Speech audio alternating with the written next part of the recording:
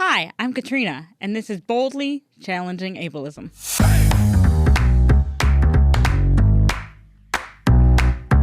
I'm your host, Katrina Simons. I'm the Community Program Specialist at the Institute on Community Integration at the University of Minnesota. This program explores various topics that impact people with disabilities in our community.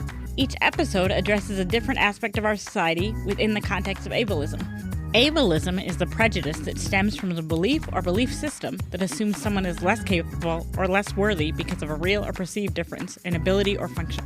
On this program, we hope to answer some questions you may have been afraid to ask, or maybe some you didn't even know you had. Thanks for joining us. I hope you enjoy the conversation.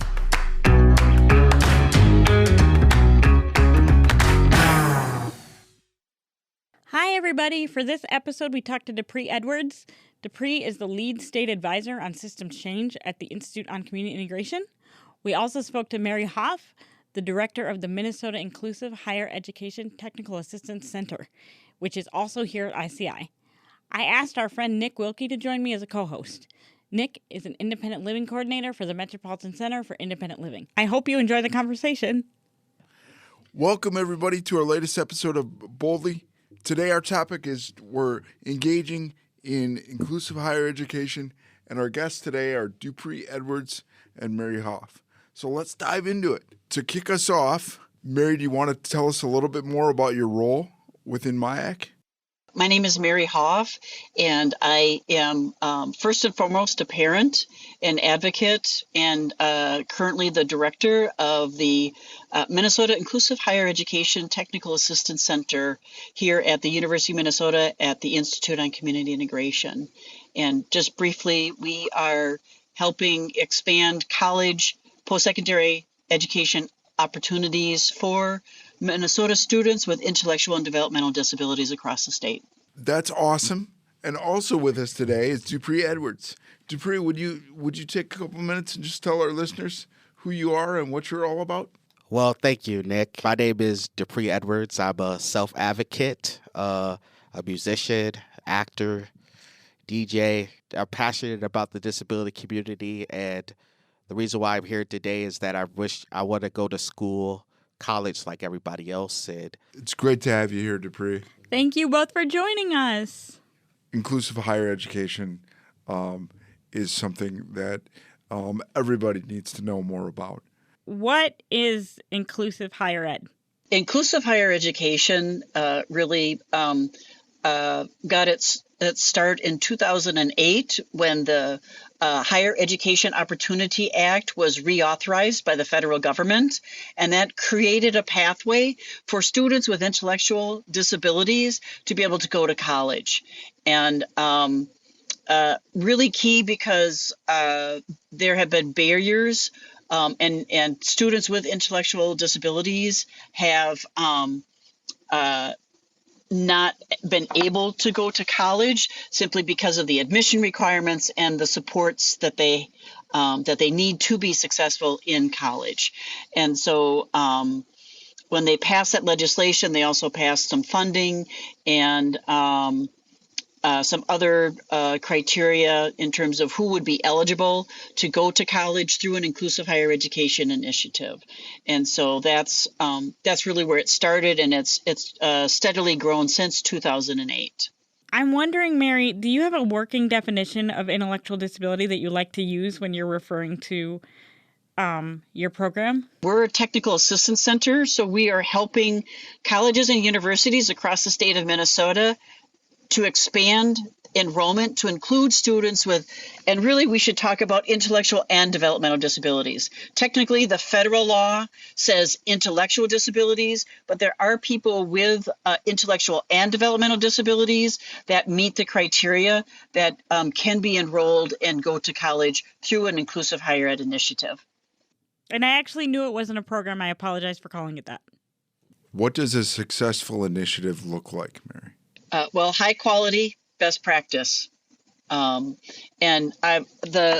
we're talking to prospective students, families, and faculty and staff at colleges and universities, we talk about inclusive higher education is basically just widening the pathway to post-secondary, to college, so that it includes students with intellectual and developmental disabilities. So they're doing the same thing that any other college student is doing, right? The key differences are there's additional advising in terms of as part of the support, and utilization of peer mentors for support, and then program of study can look a little bit different, where it includes more of an emphasis on some of the employment, because the whole goal of inclusive higher education is not only to widen that pathway so students with intellectual and developmental disabilities can go to college, but they can earn a meaningful credential that's aligned with what their career goals are, and to achieve competitive integrated employment upon graduation. That's awesome. Excellent. Dupree, are there any higher education opportunities that you wished you had when you were younger? You know what, Katrina? I didn't even have that choice. You didn't even? Okay. I didn't even have that choice. And that's why I was kind of, what I said earlier in the segment, that I was very, kind of aggressive with Mary when I talked to her about it, because I'm just like, where was this program when I was, in Transition Plus? If I had the opportunity to be able to go to college and, T Plus or any of those things that I was in did tell me about these options. At that time, my team wanted me, and this was 2011, that my team wanted me to actually have a job, to make money, to get there. And, I went on a tour on day programs. But then I got to my day program that I am in now, Partnership Resources Incorporated. And I just have been there for now almost 15 years. And I met Mary at the graduate workshops, and she just reminded me that, oh wow, college was out there. And she was showing, and she was saying her daughter, and it just frustrated me. I'm just like, what the heck? Where was this program? Where were these things? And what we talking about as I've been working with her, we want to try to educate the K through 12 about this situation, because the future of people, we don't want people to go to day programs or shelter workshops out there. Dupree, can I interrupt really quick and just let people know that a day program is somewhere where people can go during the day to spend their time.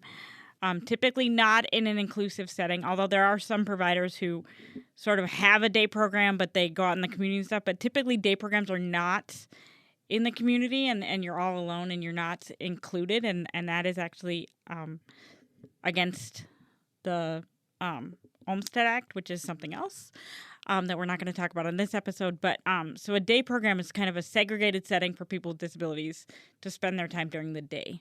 I'd like to just add in, one, Dupree wasn't being aggressive. He was being assertive, and he was being a strong advocate, not only for himself, but for others, because older students, should have that same opportunity to go to college. And just because it wasn't something that was accessible or available, or there was awareness of when they were in transition or finishing transition, doesn't mean that they shouldn't have the right or the opportunity to go to college today.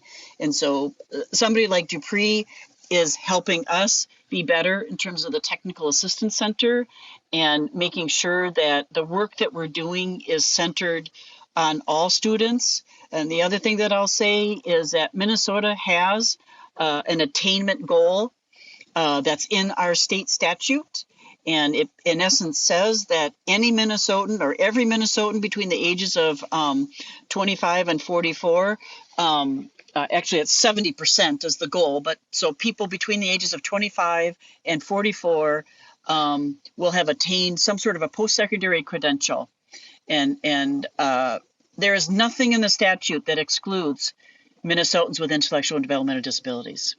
And we know with the statistics that fewer than 3% of Minnesotans with intellectual and developmental disabilities have access to college here in Minnesota.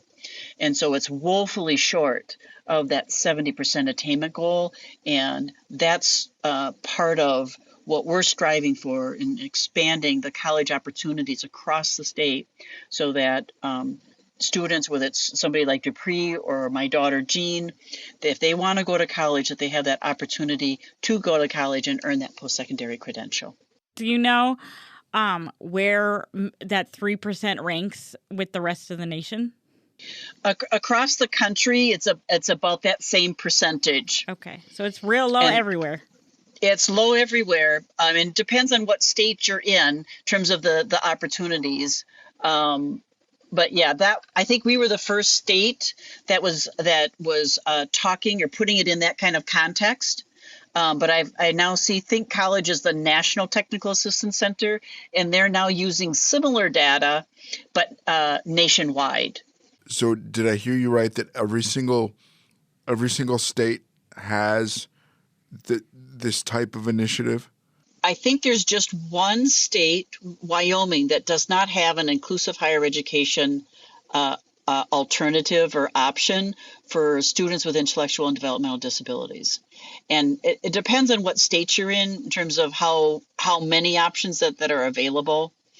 Some states, and part of it has to do with how it's been supported and funded, either through state appropriations or through the federal funding. They're called TIPSID grants, and that's a federal funding stream that has helped establish inclusive higher education options across the country. So it's grown from zero to today. There's it's over 300 across the country. Mary, is there anybody in the other states that are doing what you're doing or you're going to do, what you want to do in Minnesota? There are similar states that are doing something similar, nothing that's exactly the same, right? And part of that is intentional on our part, where we crafted state legislation in 2022. It passed ultimately in 2023 to establish a technical assistance center and also competitive grant funding. And we did that keeping in mind that we have a really strong Office of Higher Education state agency here in Minnesota. And so rather than duplicate the work that they do, we crafted the legislation to wrap around. So the TA Center, and why we're based here at the Institute on Community Integration, is because of the expertise and the resources that ICI has centered around intellectual and developmental disabilities. So we're tapping into something rather than sort of having to start from scratch. And then the second thing that the TA Center has done is, and this was borne out through some legislative reports that were put together over around 2015, that a lot of the colleges and universities, one, they didn't understand intellectual and developmental disabilities. It wasn't their typical student profile in terms of who was being admitted or enrolled. And then they didn't understand inclusive higher education. So that's the role of the TA Center, is to help with the understanding and the resources relative to intellectual and developmental disabilities, and then the expertise to help colleges and universities plan and expand enrollment for an inclusive higher education initiative. And then the second thing that came out of the legislative reports about 7-8 years ago was that the colleges and universities didn't have the funding. And so that's part of that information helped us establish the competitive grant funding, which is this ongoing state appropriation, so that we can provide that funding for that, what I like to describe as initial startup money, right? So that until they get their enrollments up to self-sustainability, then the competitive grant will help fill that gap in terms of funding. Thank you for sharing, Mary. I want to transition back to Dupree. How did you know that, you could do all the things that you've been able to do?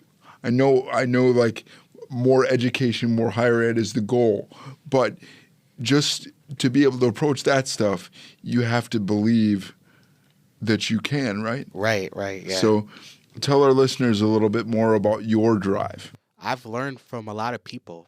I think I had a great support system around me, and I think a lot of people taught me a lot of things, especially with deployment. Mary's teaching me about the education. There were staff back in the day that teaching me about positive behavior supports. So I built the knowledge, but I just didn't really have the advocacy type down because I wasn't very on topic when I was advocating for things. I didn't, do that. I mostly where I could use my voice and drive was mostly radio. You'd be on the microphone. You know what I mean? This is how I speak to the people back in the day. I speak to the people. I created my own radio show to build awareness, to talk about my issues, talk about my feelings, talk about that. But as I got into the adult world, as you said, it's just other people guided me, build wisdom, and I'm glad that I met Mary Hauff because when I first met her, I didn't really care about school anymore. But then she got to the point where she's like, yeah, everybody could go to school. And then I started to do it, and she got me to convinced to be able to go to school and go to college to say, yeah, because there's a lot of people out there that and some people that are families that never been to college, that never graduated from high school. You could be the first there. But I just wanted to make sure that I go to college and get the degree. But I did the job thing. I've completed that. I've held down a job everywhere I can. I hold employment. I build it. I've grown, and I've used that drive. Now it's time to go to the things that I didn't have. And that's what I'm working for, to go to college. Now, I've told Mary this before. I'm not going to college to college to college to college. I'm going to college to actually, do my trade, do something that I've trained in. So I'm not going to go to college to learn math or algebra or writing or things like that. I'm going to college specifically to learn about Shakespeare. Okay? She passed a bill that accommodation bills that she could do. If you want your degree, you could go to specifically for your trade or specifically for your degree. And Dupree, I want you to know that my last question for you is, what advice would you give someone that hasn't had the opportunity to engage within higher education? And you're like, yes, you can. Yeah.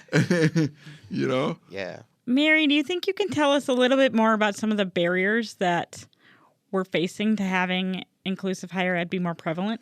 Yeah, two of the main barriers I already mentioned, and we tried to address that through the legislation and establishing of the TA Center. And that is for faculty and staff at universities and colleges to learn about and understand intellectual and developmental disabilities and inclusive higher ed and what's possible. I think one of the other barriers on campuses is the acceptance of students with intellectual and developmental disabilities as capable learners and people that can, in fact, go to college, right? There's sort of this stereotype of who a college student is, and that's sort of an attitudinal change that needs to and shift that needs to continue to be worked on. So that's at the Institute of Higher Ed. I think a big barrier, it crosses over all key stakeholders, is just simply the awareness. So many people do not know. Students, families, educators, faculty and staff, when you're talking about institutes of higher ed, just simply don't have an awareness that inclusive higher education even exists. And so that's a big part of our work, is that raising of the awareness. We offer learning community events and community of practice gatherings to help raise that awareness. And we have in September our annual conference coming up. So I have another question for Mary. Obviously, there's so much momentum here for a lot of people, and a lot of passion around what could be possible for individuals. Have there been moments in the last few years, Mary, that you've been really, really proud of, that you want to highlight just for our program here in Minnesota? When we passed the legislation in 2023, that was a big milestone, right? That knocked down two huge barriers And it's something that other states contact us, and colleagues of ours that are across the country are looking at and considering modeling or trying to do something in their particular state similar to what we're doing. And then you talked about attitudinal barriers. What would you say to people who think that people with intellectual and developmental disabilities don't need to go to college or shouldn't go to college? It's really not any different than anybody else, Katrina. Students with intellectual and developmental disabilities are capable learners, and for many, they want to continue their education into post-secondary. And why is that important? That's important because that's the gateway to independence. It's the gateway to a lot of the informed choice in terms of pursuing the career of your choice, and being in a job that's competitive integrated employment, so you're earning a reasonable, livable wage. I mean, it just is a gateway to all sorts of positive things in terms of the quality of your adult life. Could we turn that question to Dupree? Yeah. What would you say to someone who says we don't need inclusive higher ed? Oh, wow. I would tell them that, we do need it. We do need inclusive, because that's the number one goal that we try to be is inclusive, is to be together. What people want to go to college like everybody else, and this program or technical assistant is helping them to achieve that, to go to college. Anybody else. So when these colleges start to happening, programs start to happening, you might be able to live on the dorm. You might be able to go to classes, do the college life that nobody never experiences. So I don't think anybody wants to pass up this opportunity, and we're not just talking about people that are 18 to 26, but we're talking about all people that want to go to college. And it's and I've read the standards that they wrote, and it's really good. It's just like you're going to college, and that's the whole widen the pathway, as we're going to talk about next month at the conference, is the whole theme of the thing, and I'm going to host it, by the way. And so and that's what it is. We're trying to get people to widen the pathway to be able to go to college like everybody else. And like she said, the goal is to get them to get a degree and to break down the barriers of competitive integrated employment. Now, what does people with intellectual disabilities complain about? I don't have no money. I want to be able to have money. I want to be able to pay higher wages. Once you get to college, you got to go to college. You get paid higher wages. You get to have a livable wage. You get to be able to do the things that you want. You get to be able to have the stuff that you have. So that's how they're breaking down the employment type of barriers right now. So that's something that that's really cool about this program. And I mean, widen the path, everything. So, but yeah, it's really good, and I'm glad to be a part of it. It's about changing expectations, not only for people with disabilities, but also society. Okay, because there's no reason why anybody wouldn't want the opportunity to seek this out and see how much further they could go. Well, and there's no reason to assume that anybody should have to stop improving at the age of 18 or 21. Everybody, no matter how old you are, no matter if you have a disability or you don't have a disability, everybody wants to continue learning. People are lifelong learners. I think that's a valid point. The other thing that I'll just say is part of what we're systemic change that we're trying to help create is that high school to employment, right? So many students or people without disabilities, there's that presumption of high school to post-secondary, then employment. And while some of that's shifting,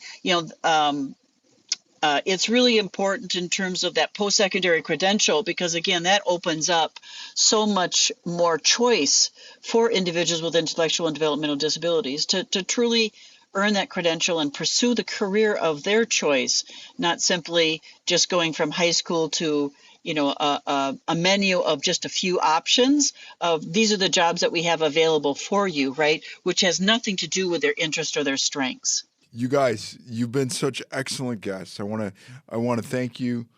I want to thank you both for coming on. Thank you for spending the time. I really appreciate it. We'd love to hear some updates after the conference, perhaps. Yeah, let us know how it goes.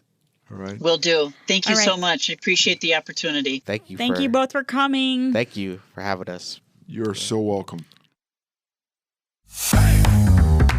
Boldly Challenging Ableism is a co-production of AM 950, the progressive voice of Minnesota, and the Institute on Community Integration at the University of Minnesota. For more information, please visit ici.umn.edu.